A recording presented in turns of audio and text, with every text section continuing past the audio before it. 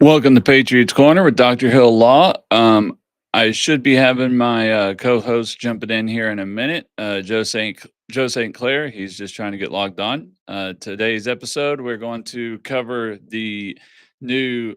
Figured we since we're both in Texas and back to school is starting. Some people it started this week. Some people it starts in another couple of weeks or over the next couple of weeks. Figured we'd go over the new big changes with the school. Laws, rules, and regulations for the state of Texas. There's some big major ones in there that have will affect all parents and all of the children in it. So we're going to cover that, get through that, then probably we'll go ahead and look at some of the rogue judges that have wins that have come for the Trump administration as far as going with the Judge Boasberg in particular. And then if we have any other time, probably get more into the Jasmine Crockett, possibly the Epstein file issue.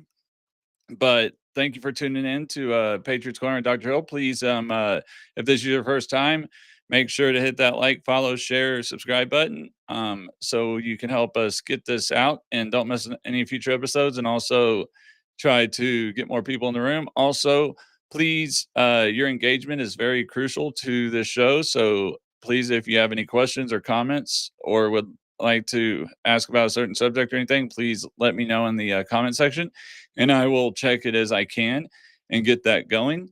So let me just double check to see where my co-host is at. I know he was having trouble getting logged in there for a second,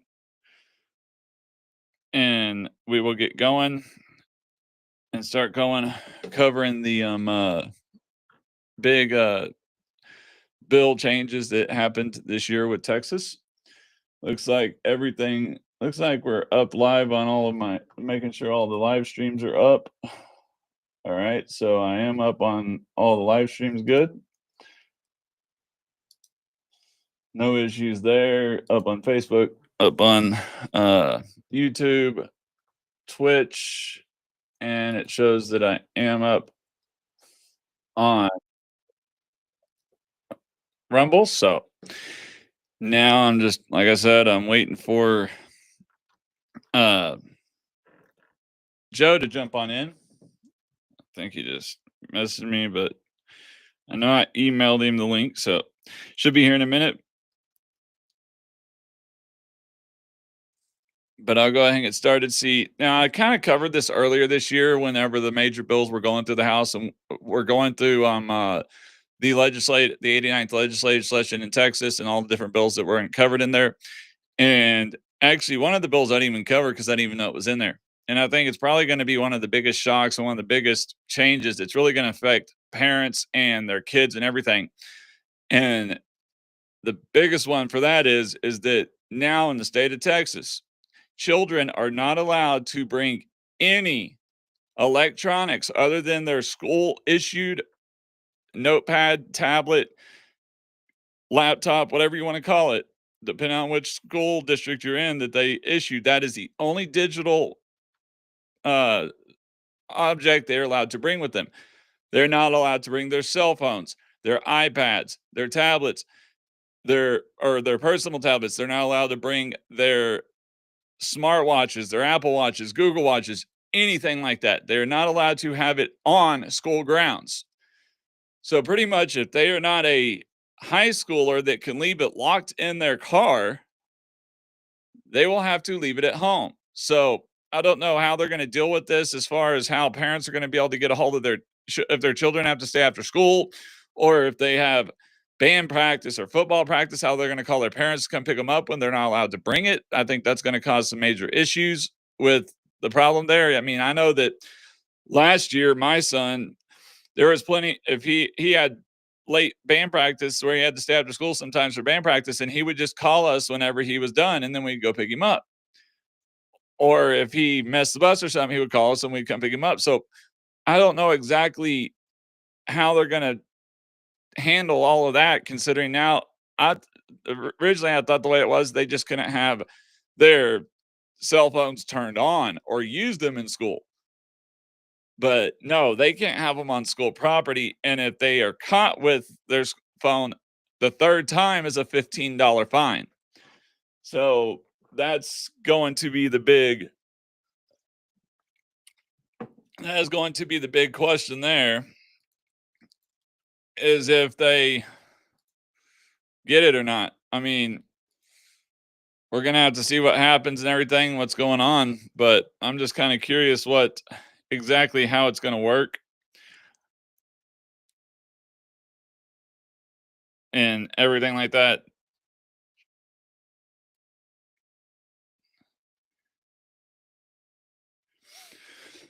Yeah, so that's really the biggest one I think that was shocking. That was a major change.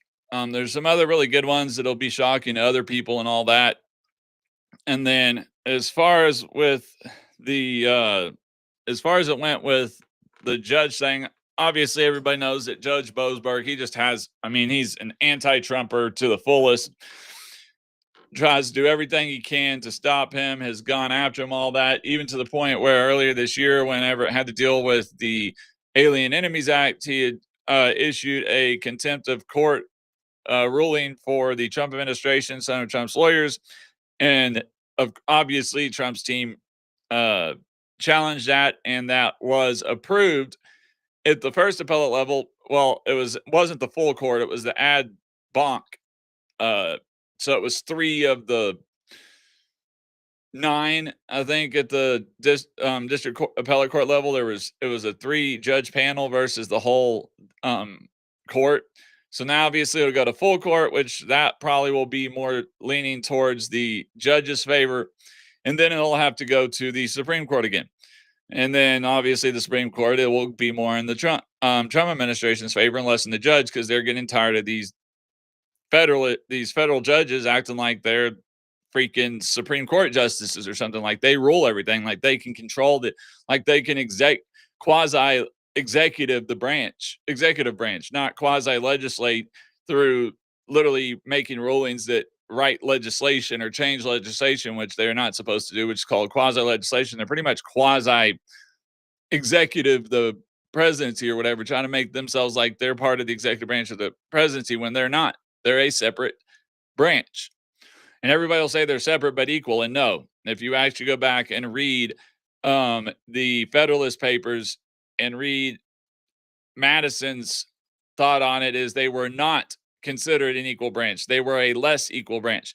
They were never meant to have as much power as the legislative or the executive. So this thing that, oh, the judicial branch is equal to the judicial legislative, no, they're not. They never have been. It was never meant to be that way. It was not written that way. You can read, I think it was Federalist 10 or Federalist 45, 25 or something like that. Can't remember the exact Federalist number, paper for the number it was in there, but I know it was Madison who said it. So you can read there. It was never meant to be co-equal as far as the judicial goes. It was meant to have less power than the executive or the legislative. It was meant to contain their powers, but it was not meant to be able to tell the executive what they could do just because they don't like their policies or whatever, like how they use their policies or think they're moving too fast or not, and not taking slow enough. Their only job is to rule on the constitutionality of something, not the policy of it. And that's what they've been trying to do. It's not that they've been rolling everything unconstitutional. It's that they've been trying to pretty much tell the executive branch what they can and can't do, and that's not how it works. That's not how it was ever meant to work. So we will see how that goes. But I mean, it's ridiculous.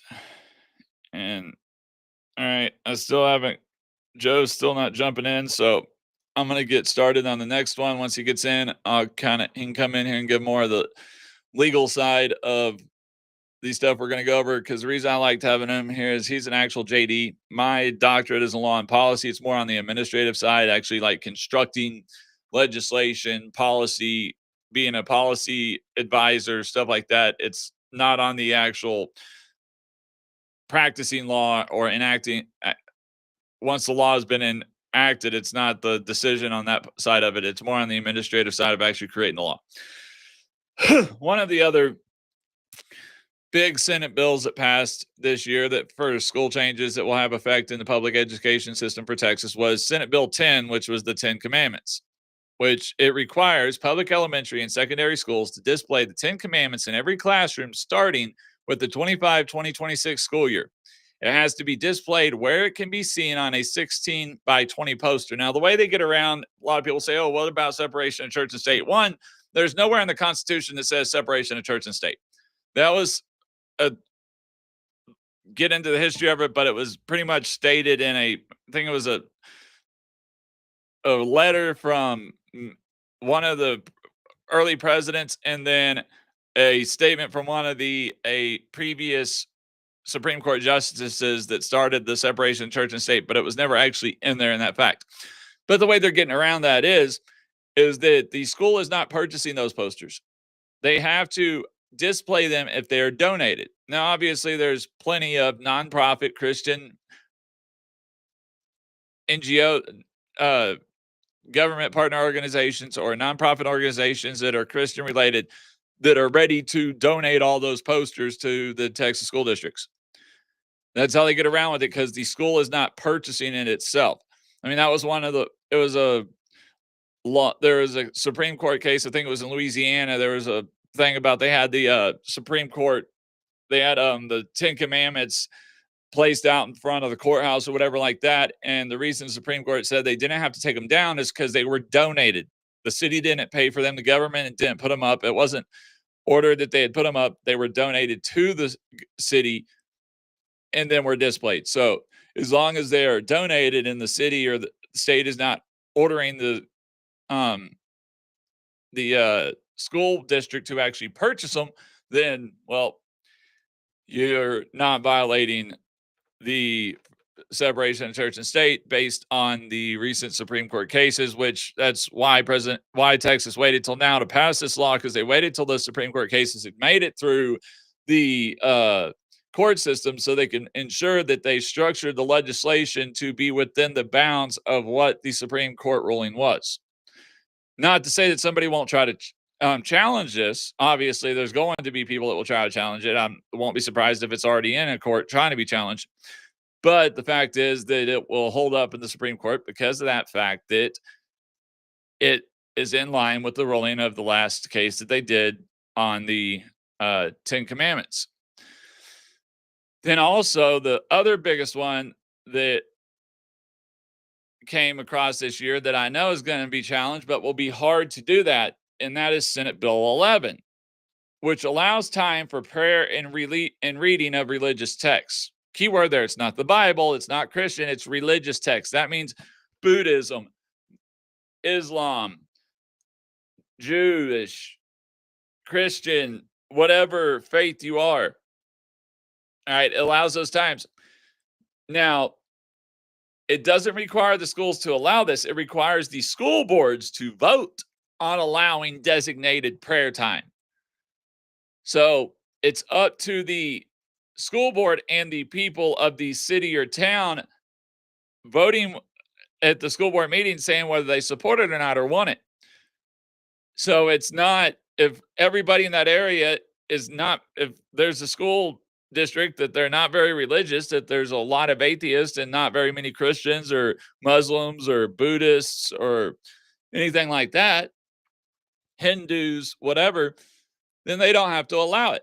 They just have to vote on allowing the designated prayer time, because the bill allows schools to designate time during the school day for prayer and Bible reading. Now, this is for the students and the teachers. So we'll see how well this works, how fast it goes, how much it gets up, but it will be it's going to be a positive thing. It will, I mean, we had Bible study and stuff when I was in school, so I don't know why it's such a big thing now, why they took it away. We were allowed to have it when I was in school. We had Bible study. We had groups that were after school Christian classes and stuff and all that.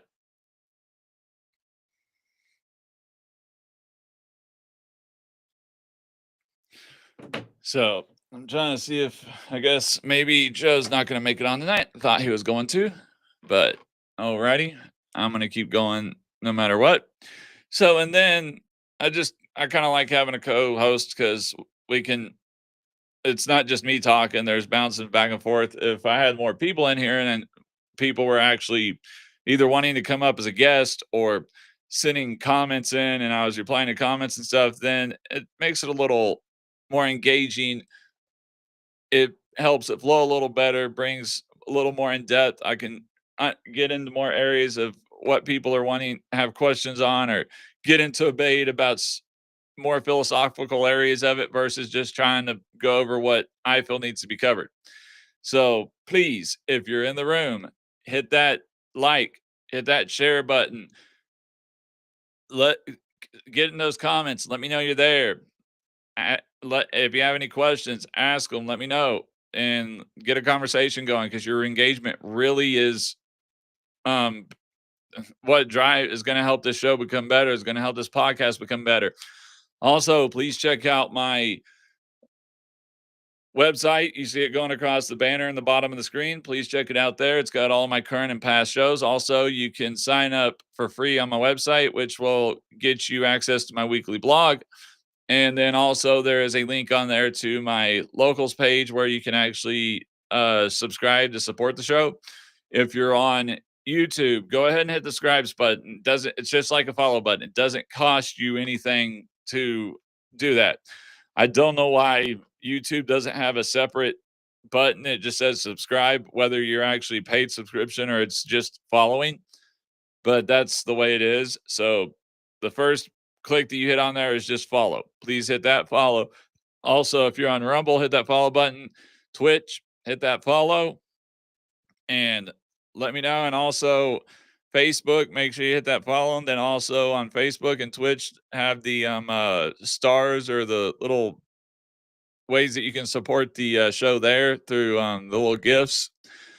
Don't be shy to send those out, but please comment. Let me know what you think. Let me know if there's any certain subjects you would like to cover. If you have any questions about the subjects I'm covering, or would like me to go answer a question about or go in more in depth, and that will help really drive this show and make it more engaging and overall a better podcast. But other than that, I'm gonna stop for a second and get me a little drink. Please hit those like buttons so it helps get the show out. It gets pushed out more and get more views, and that would be a really big help.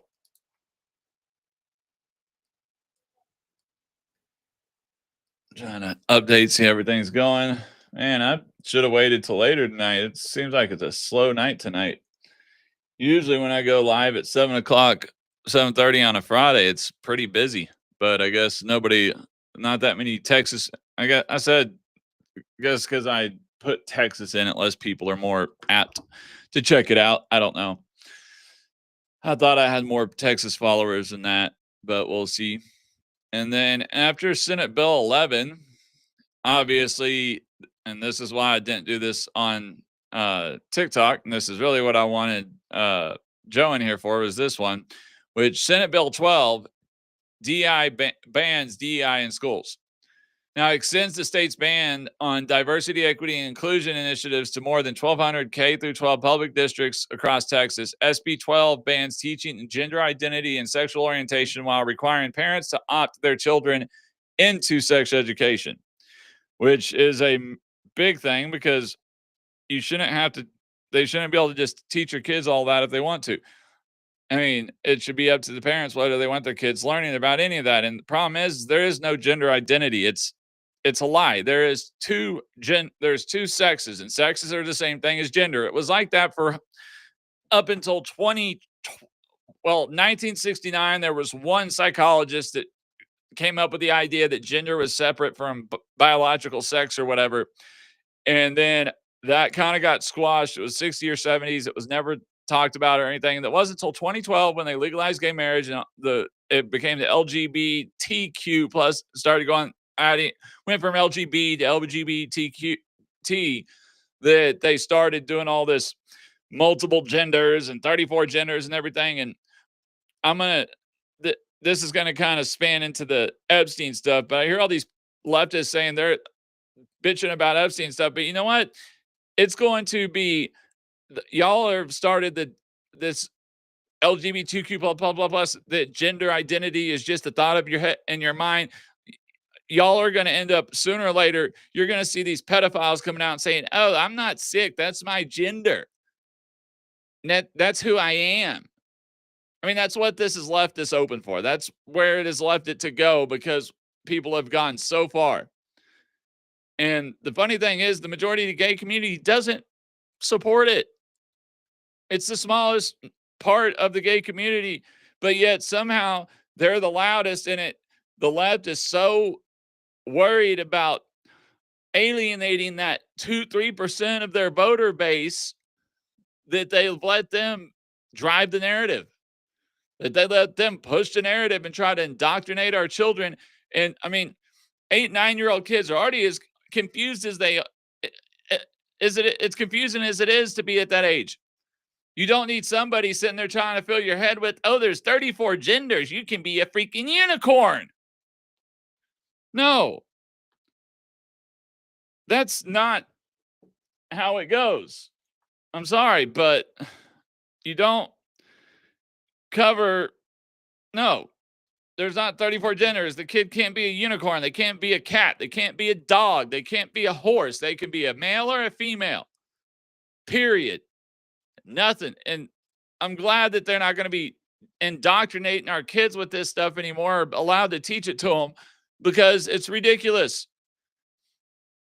You can teach your kids to not be hateful or treating people different because they're different without trying to force the belief on them that they can be that. That's the problem. You can do one without the other. So I'm glad that this one got passed, that we're moving this DI, because honestly, it feels like today there is more racism and division there was back in the late 90s, early 2000s. Because now everything is about diversity, equity, inclusion, but it has nothing to do with diversity, equity, inclusion. Everybody wants to just spread. They're the ones sitting there making black only stuff and that white people are bad and all this stuff. Look, we didn't cause we have nothing to do with what our great grandparents did. Okay. There is still slavery today. Every population, every race has been enslaved at one time or another. It's a horrible side of history, but it's the truth. So we've got to stop. We got to stop teaching our kids that they're different and teach them that we're all the same. We're all children of God. We all bleed red. Even if you don't believe in God, we all bleed red. We're all the same on the inside. We've got to start making them think in gray, not black and white. Because as long as you're sitting there trying to push all this BS of black and white and color and race and all that, we're never going to come together. We're just going to keep being divided. Because when you sit there and try to make white people feel bad about themselves and the black people make the white people think they should, then that makes the black people more racist against whites. And then blacks start attacking the whites or white Russians, like happened in Cincinnati this last weekend or the weekend before. And then you start having white people turn and becoming hateful and racist towards black people for attacking white people. And it starts the whole cycle over again. We need to quit worrying about gender and go back to merit-based stuff and teach off of not judging somebody by what they look like, but by who they are on the inside, by how they act, how they treat you. You teach your kids that it doesn't matter if the person is gay, straight, transgender, lesbian, bisexual, whatever. If they are a good person on the inside, they treat you good. They obey the law. They're a good person. They're intelligent. Then be nice to them. You don't necessarily have to be friends with them, but be respectful and be nice. But we're sitting here and they're trying to teach with these DI things, and critical race theory, trying to sit there and teach white kids that they should hate themselves and that they're the problem and all this bullshit. And that's what it is.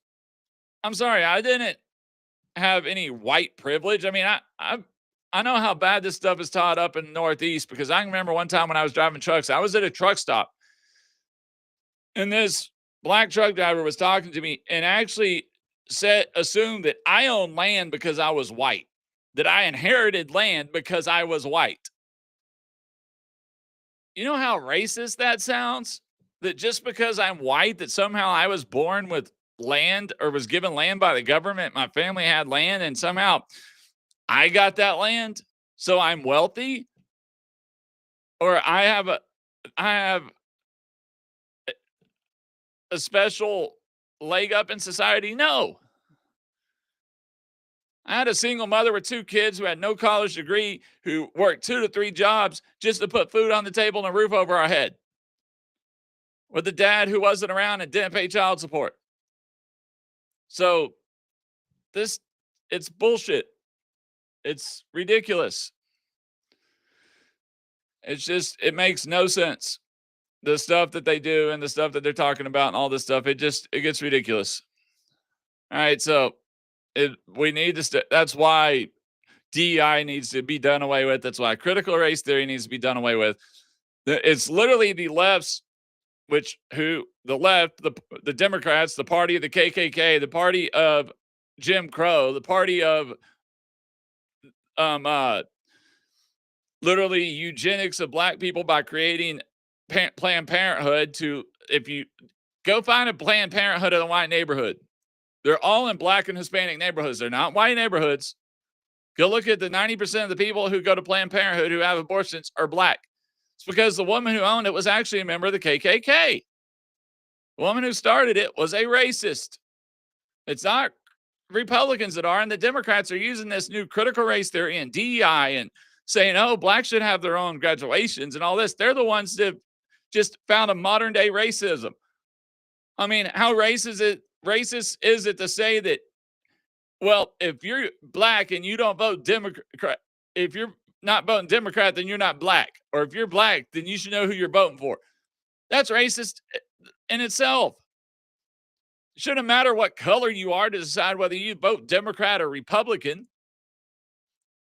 And then the funny thing, I know this is getting off on a rant, getting off on a side from what I was talking about, but what I think's funny is you've got Jasmine Crockett. I did say I might bring her up. Zoran Mandami. They sit here and Jasmine Crockett tries to act like she's all ghetto and ghetto fabulous and stuff, like she understands the hood and all that stuff, when she was literally born in North Dallas in a rich family. That girl ain't struggled for a thing in her life. And as we can tell, she's Mrs. Uppity Uppity, like any car that's her driver, she has to be driven around. I'm sorry. If I was a congressional member, I don't care if I made it that high. I'm still not going to expect somebody to drive me around. I'll drive my own damn car. But to sit there and say that, oh, it has to be a Escalade, a Suburban or Escalade or a higher, and they have to come around and open the door for her, but yet she somehow supposedly knows what's best for poor people. And she's never struggled for $1 for a day in her life, probably never worked a real job other than serving in Congress. And I'm not talking about, oh, being a lawyer. So I'm talking about a real job, hard labor job, working in retail or working in food services for pennies on the dollar for jack crap. Same thing with Mrs. AOC. She grew up with a family with money. And it's the same thing with Zohran Mamdani. His family had money. He came from money. He thinks it's funny how all these socialists, democratic socialists, were never poor. They're rich. And they think they just know what's best for the poor people. And they've never even had to scrounge for $1 in their life. They don't know shit. All they know is how to keep all the money with them. Because I can promise you, they say they want wealth distribution, then tell them to give up their wealth. Tell them to tell Jasmine Crockett, you claim you want to be wealth distribution, then why are you driving a freaking Escalade and having a personal driver? Why aren't you driving your own car? Why are you driving an Escalade? Why aren't you in a Prius or a Tesla? Because it's all hypocrisy. It's lies. It's nothing but a power grab.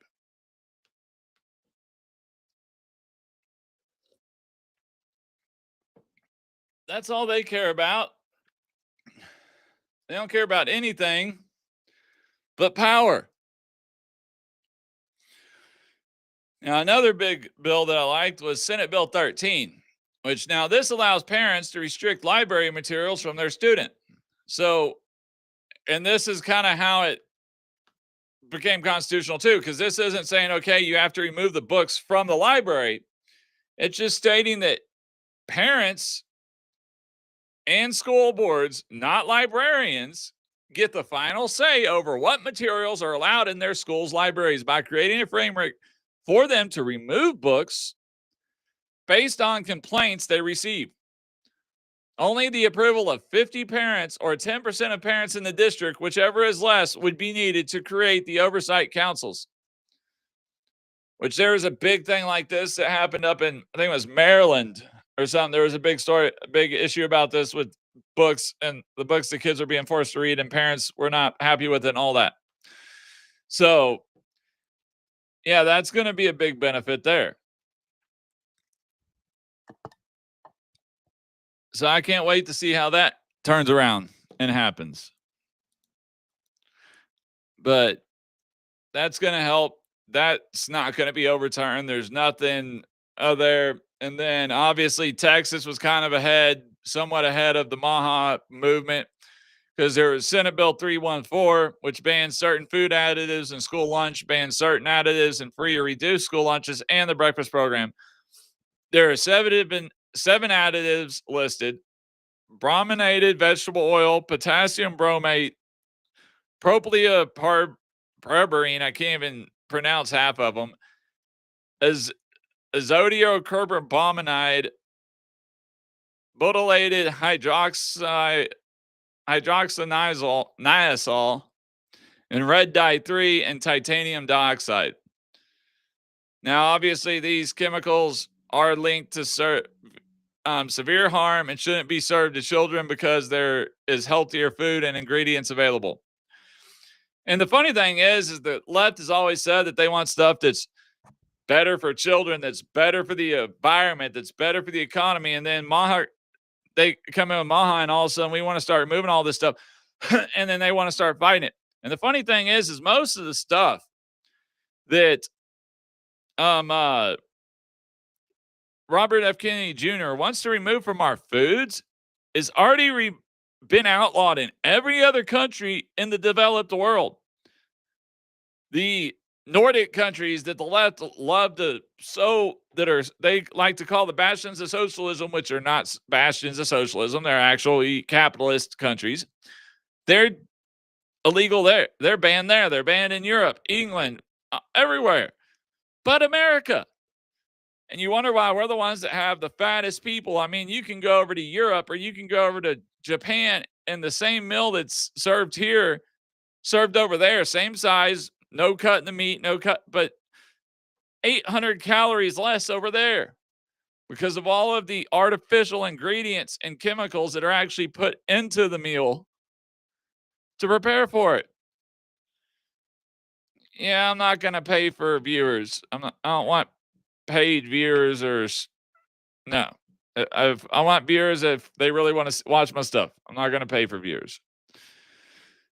I'm not going to pay for followers or viewers if they're actually viewers. I don't want to pay for bots to come just to up. No, I'll build the right way. Build the way that actually gets people in my room to watch it. I don't know why it's so slow tonight. I guess I should have done my title a little different to pick a better title, because even I'm going to try to change something.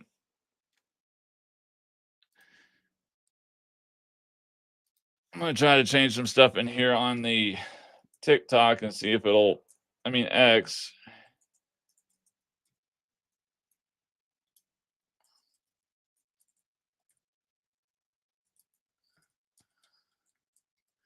See if it'll get me some more people. If not, I guess I'll go over to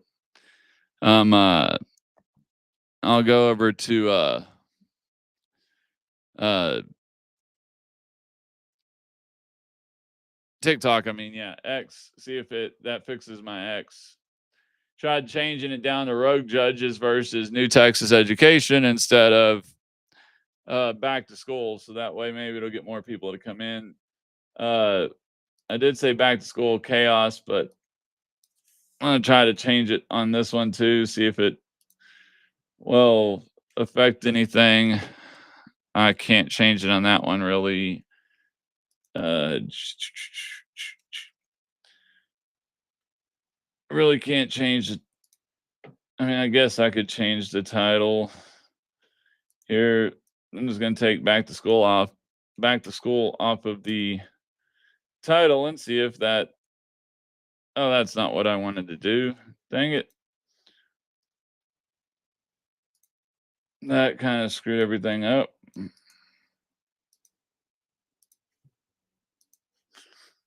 I went and edited the post, but it took out my description.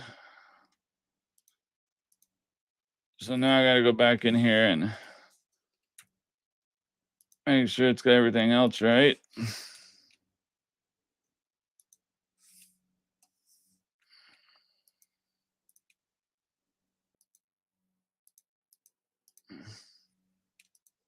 So I know it's got my.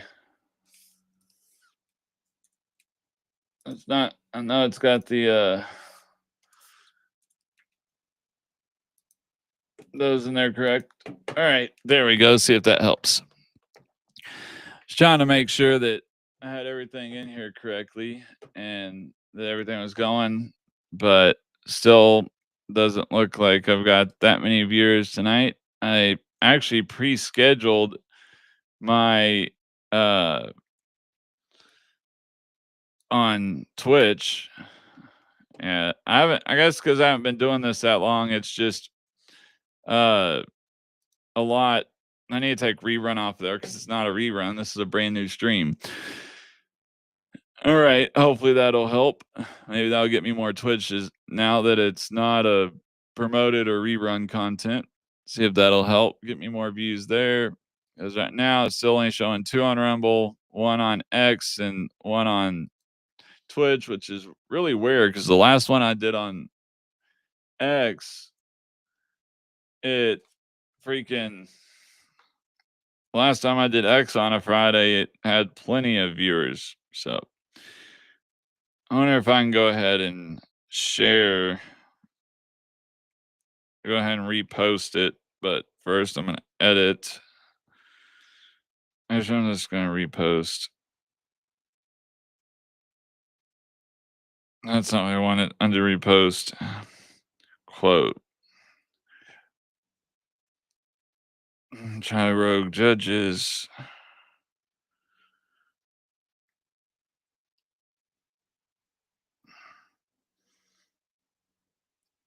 Rogue judges, and what was I gonna do? Yeah, rogue judges versus Texas.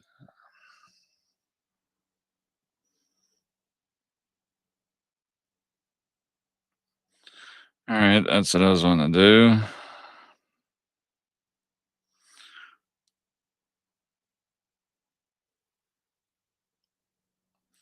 Trying to make sure that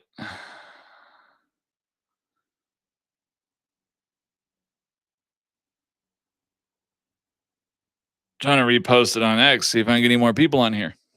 See if I can get some more views, get my views up, get it shared out. I don't know what happened with my co-host. I guess he decided not to make it tonight. I don't know. He was having trouble getting on. I don't think he's done that many live videos, so I think he was kind of wasn't used to it. But we'll see what happens. Hopefully I'll get him back for the next show because I enjoyed having somebody else on here to kind of go back and forth with. Plus, I'm not talking the whole 35 to 45 minutes and actually have somebody else to get the conversation going, especially while I'm still trying to build up my following and doing all that.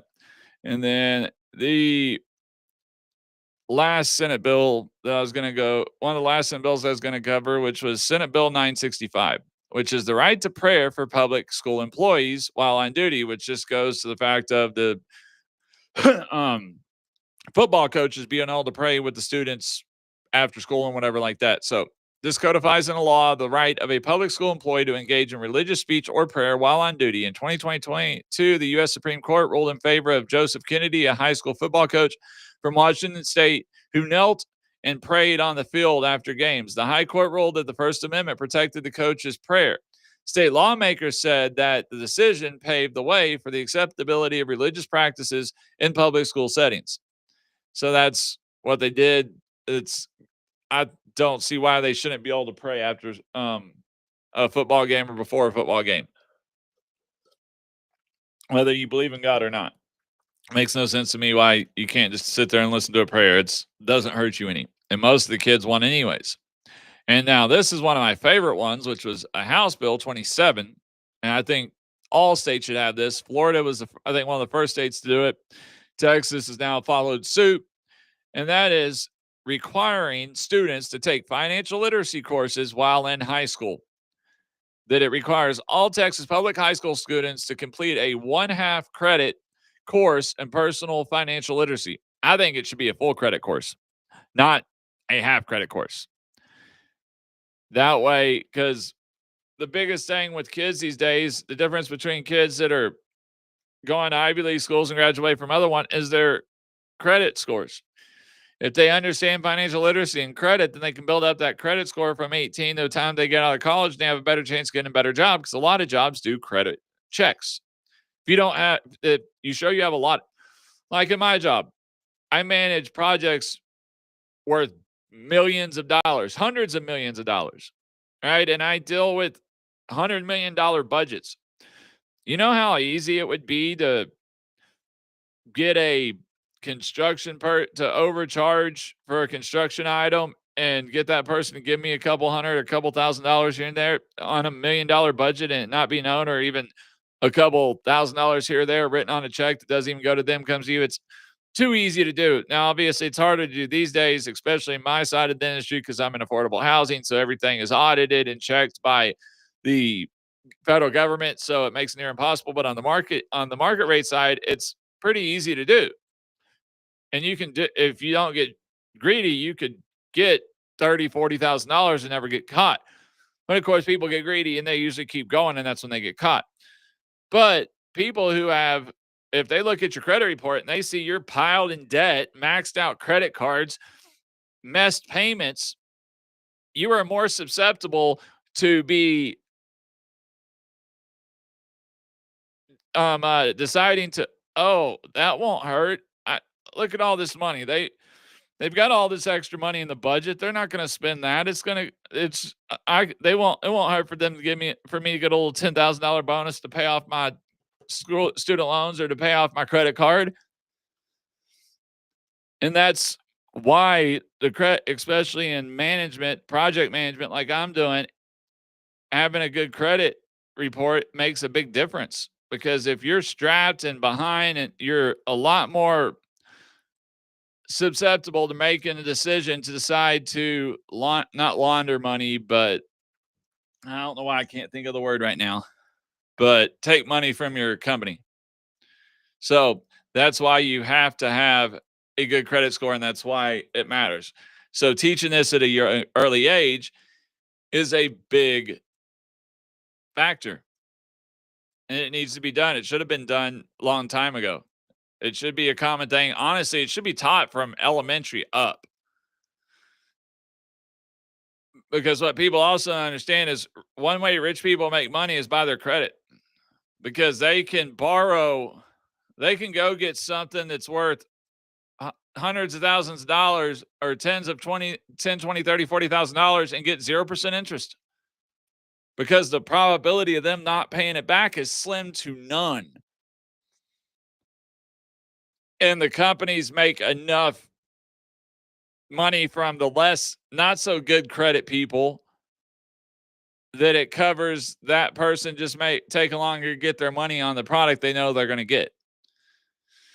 So that's why good credit makes a big difference too, because when you have really good credit, you can start getting 0% interest rates. And as long as you're making your payments on time and not messing anything, you don't pay interest. It's the same cost as if you'd bought it at the store, but you can spread that money out over time, and that money can stay invested, gaining you interest and investment in stocks. Or, for instance, let's say even if they charge you a really low interest rate, 2, 3%, but you've got that 10, 20, 30, $40,000 in an investment that's gaining you 6.5, 7, 8%. It's costing you 3% in interest. You've got 8% that you're gaining from the investment. And I can tell you this is if it's okay, if you had $100,000, 8% of 100,000 is a whole lot number wise, not percentage wise, number wise is a whole lot larger per year than 8% of 50,000. So if you're able to keep that other $50,000 in that account for an extra 2, 3 years, paying off the other thing, you will actually end up making more in the long run. And that's stuff that kids don't learn in school that they should be learning. That's the type of math they should be learning in school, the type of stuff that they need to know of how they can build up money from nothing. If I knew what I knew, if I knew now, if I knew when I was younger what I know now about investment, compound interest, uh, time value of money, all that stuff, I would have thought a whole lot different when my mom told me to start putting a couple dollars every week or every paycheck or whatever into a savings account. Because I wasn't thinking compound interest. I was like, oh, the savings account gives me 3% interest. It's 3% of a $50 is this. Oh, that'll take forever. But I didn't think about compounding interest. I didn't think about time value of money. I didn't know about time value of money. I didn't know about compounding interest at that time. I didn't learn that till I got older. If I had known that when I was 16, 17, 18 years old, it would have been a whole lot different. If I had known how credit worked back then and credit to do stuff back then, I would have made different decisions. So while I think it's a good step that they finally required this to be in schools now, it needs to go from one half credit course. It needs to go all the way through. It needs to start young and teach them all the way through. Because that's another thing is majority of your money managers, financial investors out there are good people.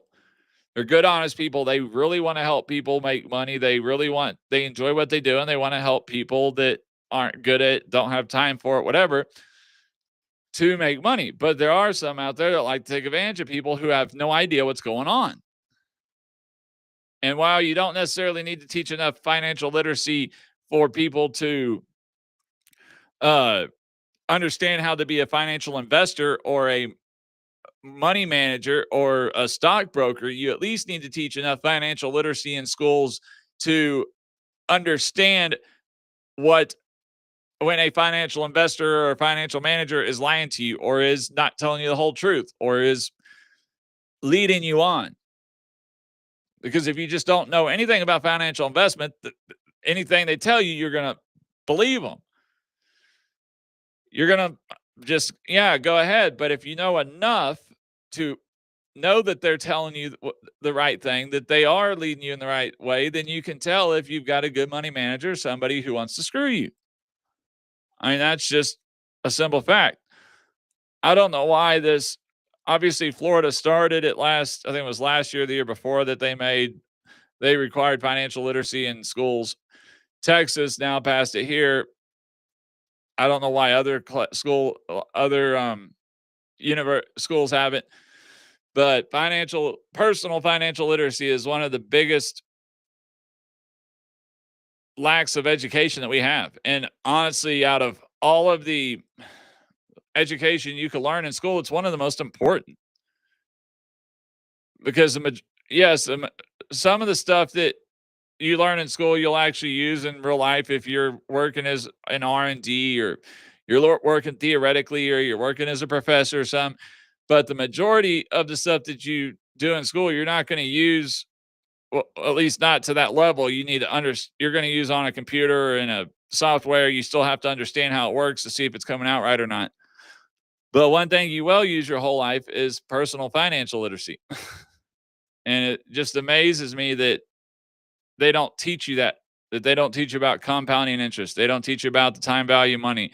That they don't teach you about simple interest versus or what interest is versus compound interest and all that. That they don't teach you that in school. And it's ridiculous that they don't teach you that because that's would have totally changed my life if I'd known that when I was younger.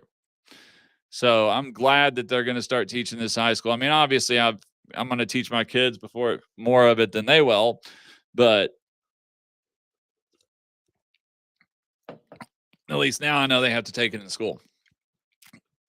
And the other last major House bill that had to do with schooling was the $8.5 billion in public education funding, which gave schools additional money for teacher pay, staff salaries, educator preparation, special education, safety requirements, and early child learning. Which also it gave, I think there was $1 billion in there for the vouchers for doing private or co-curricular schools or after school programs, stuff like that. It's used for all that. But that's pretty much all that.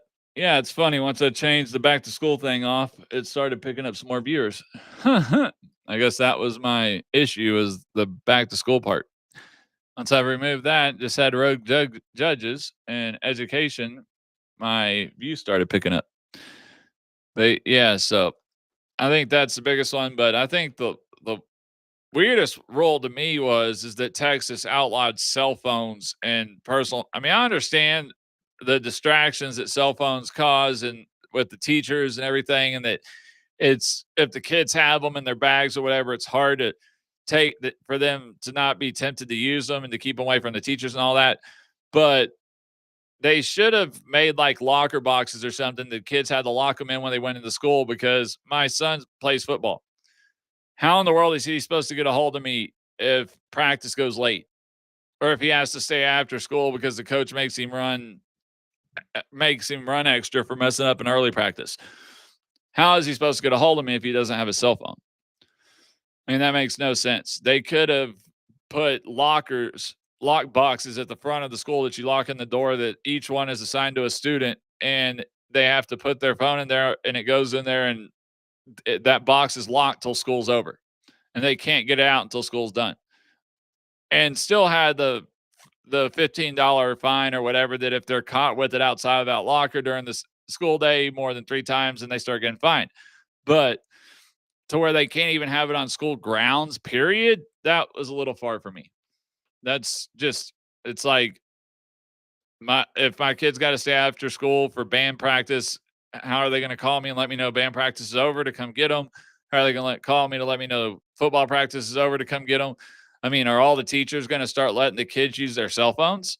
Because I mean, that's what they're going to have to do now that they've literally outlawed any electronic items or uh, technology at the schools except for the tablet or laptop that they're issued from the school for doing their schoolwork. Which I think is that was the only ridiculous law that they passed this year. I just did not agree with. All the other ones I loved. They were great. I mean, the outlawing DEI, getting all that critical race theory, DEI stuff out of there, allowing the school board and the parents to control what books are not allowed in the um uh libraries and not leaving it up to the librarians to make that decision. Um ha- Having it made to where the parents have to approve their child being able to take sex education, whether they want them to have it or not, leaving that up to the parents again, giving the parents their rights back to raise their children. Because I'm sorry, you talk about Nazism. One of the big things that Hitler did was say, "Hey, give me your kids. I'll take care of them. I'll teach them." When the government starts taking parental rights away from the parents and start saying, "Hey, we'll raise your kids," that's totalitarianism. That's Nazism. Giving parents back their rights, like President Trump is trying to do by getting rid of the federal education department and moving it back to the states, is not being a Nazi. That's not being a dictator. dictators are the ones where the federal government's controlling education and not the individual states. That's being a dictator. And so it's funny because it was the Democrats who have pushed all of that. The everything state run, the government, the federal government, the Fed government will take care of you. The federal government will do this. And it's funny, the Democrats didn't start screaming states' rights until Trump starts deporting people. Then it's states' rights. When it comes to sanctuary cities, then all of a sudden they're worried about states' rights. But when it has to do with the Second Amendment or it has to do with anything other than THC or illegal immigrants, they don't care about states' rights. They want the government to run everything. That's the only time they care about states' rights. It's just hilarious because it should be up to the parents what their children are taught. And you know what? The way this country was made originally meant was each state was almost like its own country, but under a united flag of the federal government, which was to protect the individual states. Because if you think about it, you go over into Europe and stuff, you call them states, like the two-state solution with Israel and Gaza. That means two countries, not two states as we think about it. In America, when you think of states, you think of multiple states within a country. But over there, each country is actually called a state. And that's what most people don't understand. Is that's the way it was supposed to be over here. Is the federal government was to deal with foreign relations, trading, and protecting the individual states or countries from being attacked by foreign enemies.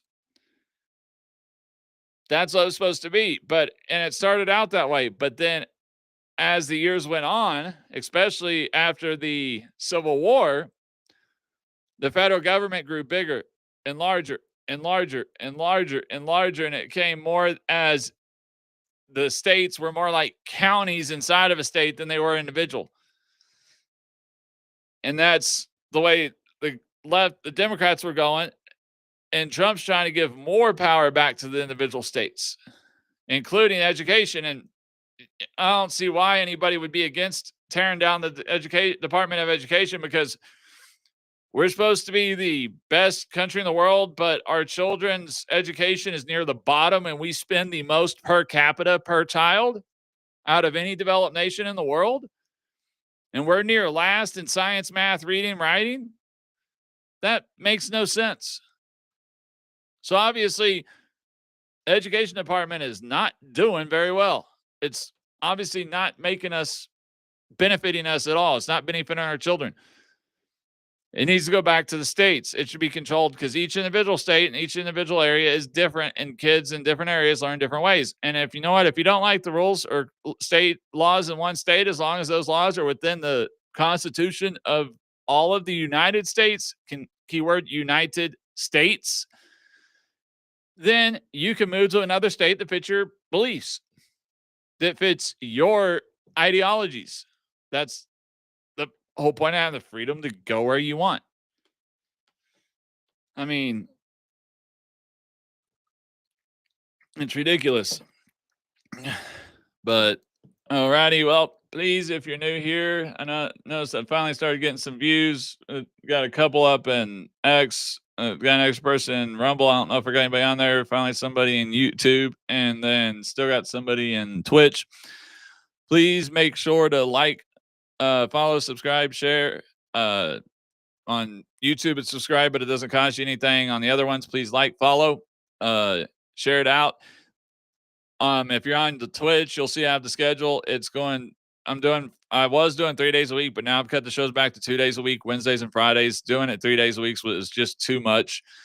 And especially now with my classes about to start back up for my doctorate in law and policy, it's really going to be too much. So I cut it back down to 2 days a week, Wednesdays and Fridays. Wednesdays are around 6 p.m. Fridays, today I started a little early. I did it at 7 p.m. I guess I should have waited till 8, because usually I don't do it till 8 on Fridays because I have to pick my wife up from work. So I usually don't get home till 7:30, and then I started around 8. Doing it at 7, I guess, was a little too early. So If you're on Twitch, you'll see that it says scheduled every Friday at 8 p.m. Central Standard Time, 7 p.m., 6 p.m. Central Standard Time on Wednesdays. If you're on Rumble, Facebook, X, or um, well, yeah, that's or YouTube, those are the times and days. Please check me out. Please engage, comment. Let me if you have questions, please put some in the comments so I can see it. I haven't seen anything come today. I know my comments are working because I had somebody comment in my Facebook the other day and popped up on my main screen here. Had somebody comment earlier today about selling me bot viewers for cheap, which I'm not going to pay for bot viewers. I mean, obviously, it would help get more people through my room because more people want to come in because they'd see there's a bunch of people in the room. But I just, one, I don't have the money to do it. Two, I don't think it's worth it. But for the 6, 7 people that did tune in today, I appreciate y'all tuning in. I don't know why it was so slow today. It's weird. Sometimes I'll have 80 to 100 people in here, and the other days I'll have hardly any. But then after I get out, my ones that are replays will get 40, 50, 60, 100 views. So please check me out. I'll see y'all next Wednesday. I will be on TikTok Live and maybe X Live later this weekend. I'm probably about to jump on TikTok here in a minute, but y'all have a good